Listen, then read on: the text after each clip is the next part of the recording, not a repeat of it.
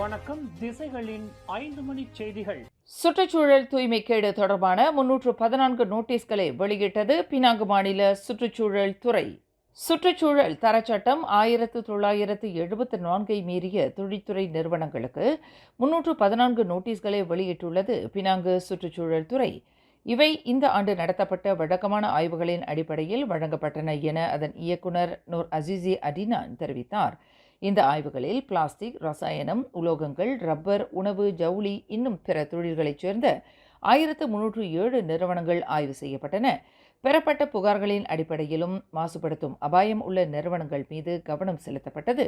இதன் விளைவாக பல நோட்டீஸ்கள் கொடுக்கப்பட்டதோடு விசாரணை அறிக்கைகளும் திறக்கப்பட்டுள்ளன. பல்வேறு அமைப்புகளுடன் பினாங்கு சுற்றுச்சூழல் துறை இணைந்து கம்போர் என்ற சோதனையை நடத்தியது. இதன் மூலம் 250 நிறுவனங்களும் கழிவுநீர் சுத்திகரிப்பு நிலையங்களும் ஆய்வு செய்யப்பட்டன. மேலும் பல நோட்டீஸ்கள் கொடுக்கப்பட்டு வழக்கு தொடர பரிந்துரைகள் வழங்கப்பட்டன. சுற்றுச்சூழல் தரத்தை பாதுகாப்பதில் அனைத்து தரப்பினரும் பொறுப்புடன் செயல்பட வேண்டும் என்று நூர் அசிசி வலியுறுத்தினார். ஒருங்கிணைந்த இந்த அமலாக்க நடவடிக்கைகள் தொடர்ந்து மேற்கொள்ளப்படும் என்றும் அவர் தெரிவித்தார். கேங் பசிபிக் சிவா கும்பலின் உறுப்பினர்களாக இருந்ததாக குற்றம் சாட்டப்பட்ட 16 பேர் இன்று பட்டர்வர்த் செஷன்ஸ் நீதிமன்றத்தில் ஆஜர்படுத்தப்பட்டனர். 44 வயது எம் சுப்பிரமணியம், 36 வயது ஜி திலகராஜன், 39 வயது எம் கேசவன், 26 வயது என் ஷர்வின், 26 வயது டி எஸ் லிகேன்குமார், 24 வயது எம் தினேஸ்வரன், 24 வயது பி கிருபாகரன், 27 வயது ஜி மகேஷ்குமரா, 28 வயது எம் ஜனகேஷ், 30 வயது ஆர் லோகேஸ்வராஜ், 44 வயது கே ஹென்றி, 37 வயது எம் சிவசங்கரன், 29 வயது எம் பார்த்திபன், 32 வயது எஸ் அருணன், 28 வயது எஸ் தினேஸ்வரன், 31 வயது வி அலகீஸ் ஆகியோர் கைது செய்யப்பட்டு நீதிமன்றத்தில் குற்றச்சாட்டப்பட்டனர்.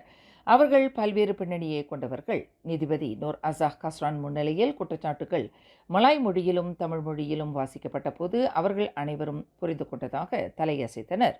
இந்த வழக்கு சொஸ்மா சட்டத்தின் கீழ் வருவதால் இது உயர் நீதிமன்றத்தின் அதிகார வரம்பிற்கு உட்பட்டது என தெரிவிக்கப்பட்டது.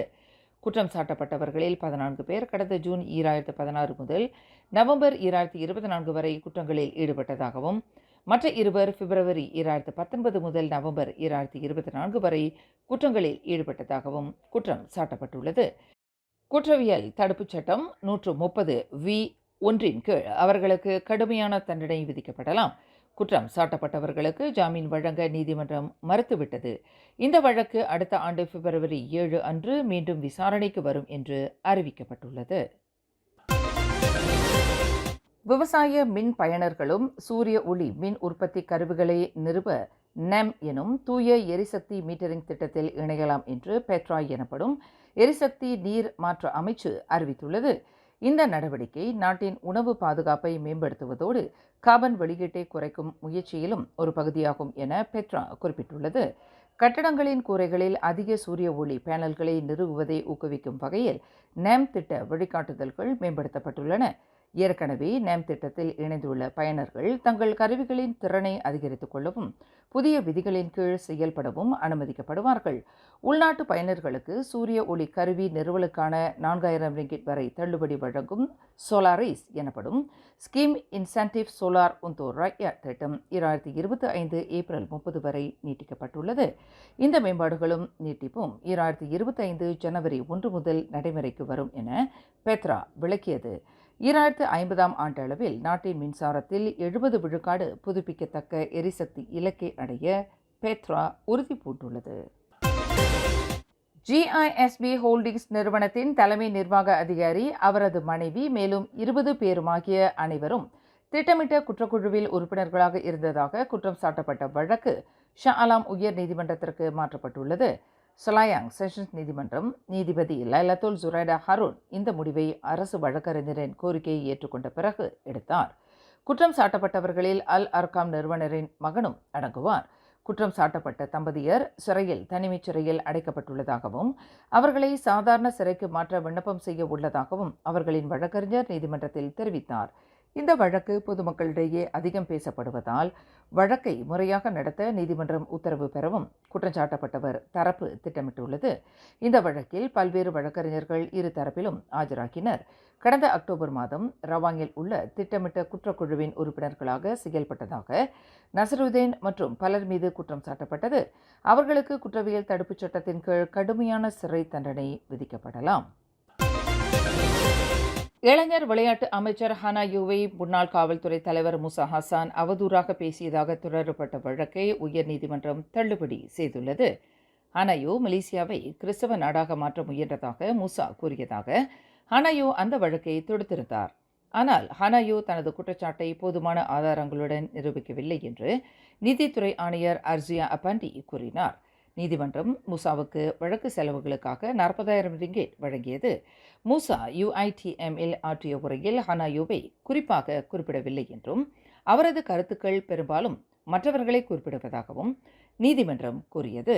மேலும் அந்த உரை குறைந்த அளவிலான மக்களால் மட்டுமே பார்க்கப்பட்டது என்றும் அதில் யோபிற்கு எதிரான எதிர்மறை கருத்துக்கள் எதுவும் இல்லை என்றும் நீதிமன்றம் குறிப்பிட்டது.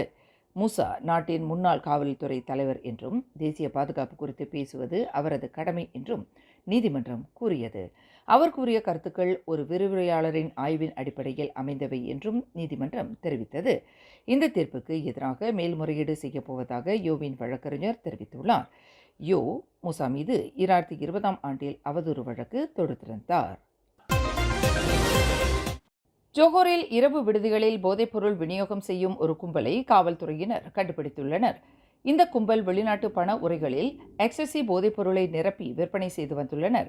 தமன் பிளாங்கி பகுதியில் நடத்தப்பட்ட சோதனையில் இந்த கும்பலின் செயல் வெளிச்சத்திற்கு வந்தது என ஜோஹர் பாரு செலாத்தன் மாவட்ட காவல்துறையின் தலைவர் அசிஸ்டன்ட் கமிஷனர் ரவுப் சலாமத் வெளியிட்ட அறிக்கையில் குறிப்பிட்டார். இந்த சோதனையில் 33, 40 வயதுடைய 2 உள்ளூர் ஆடவர்கள் கைது செய்யப்பட்டனர். அவர்கள் மெத்தம்பெத்தமைன், கெட்டமின் போன்ற போதைப் பொருட்களை பயன்படுத்தியது சிறுநீர் பரிசோதனையில் உறுதி செய்யப்பட்டது. மேலும் அவர்களுக்கு போதைப்பொருள் தொடர்பான குற்ற பின்னணி இருப்பதும் தெரியவந்துள்ளது. காவல்துறையினர் 2,08,161 ரிங்கிட் மதிப்புள்ள எக்ஸசி, 1,800 ரிங்கிட் மதிப்புள்ள அரமின், 5 மாத்திரைகள், 760 ரிங்கிட் மதிப்புள்ள கெட்டமின் ஆகியவற்றை பறிமுதல் செய்தனர். ரொக்கப்பணம் 120 ரிங்கிட்டும் மைவி கார் ஒன்றும் பறிமுதல் செய்யப்பட்டுள்ளது. மொத்த பறிமுதல் மதிப்பு 2,35,841 ரிங்கிட் ஆகும்.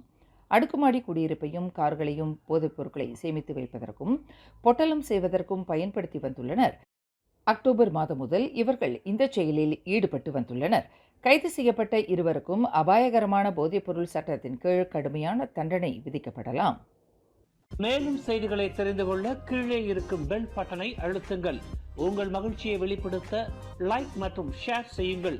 தொடர்ந்து திசைகளோடு இணைந்திருக்க சப்ஸ்கிரைப் செய்யுங்கள்.